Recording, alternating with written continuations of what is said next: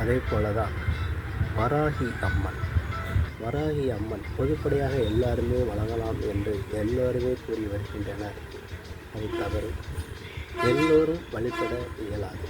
ஒரு சில விவரங்கள் மட்டுமே அதை வழிபட முடியும். இது உதாரணத்திற்கு நீங்கள் ஒரு வராகி அம்மனை வழிபட்டு வாருங்களேன். அது உங்களுக்கே வழிபடலாமா வழிபட வேண்டாமாங்கிறது தெரிய வரும். ஆகவே எல்லோரும் வழிபடுவதனால் அல்ல, இது ஒரு தெய்வீக பயங்கரமான ஒரு சக்தி உடையது அந்த வராகி அம்மனுக்கு. ஆகவே இதிலையும் சுத்தபத்தமாக வேண்டும். அதாவது மன ரீதியாகவும் சரி சுத்தபத்தமாக இருக்க வேண்டும். வாய்மொழியாகவும் சுத்தபத்தமாக இருக்க வேண்டும். வீட்டிலும் சுத்தபத்தமாக இருக்க வேண்டும்.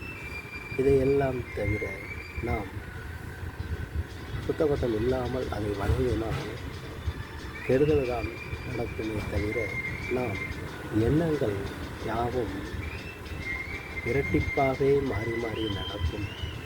ஆகவே வராகி அம்மனை எல்லோரும் வழிபட முடியாது என்பதை நான் இதன் மூலமாக தெரிவித்துக் கொள்கிறேன். ஆகவே வராகி அம்மன் ஒரு சில பேருக்கு மட்டுமே இது வழி கொடுக்கும். இறைவன் தான் எல்லோருக்கும் ஒன்று தான். ஆனால் அனுமனை எல்லோரும் வணங்க முடியுமா? ஐயப்பரை எல்லாரும் வீட்டில் போடுவீங்களா? இல்லைன்னா அதே மாதிரி தான் இந்த வராகி அம்மன் இப்படி தான் போது. அதனால் பார்த்து வச்சு சாமி கும்பிடுங்க.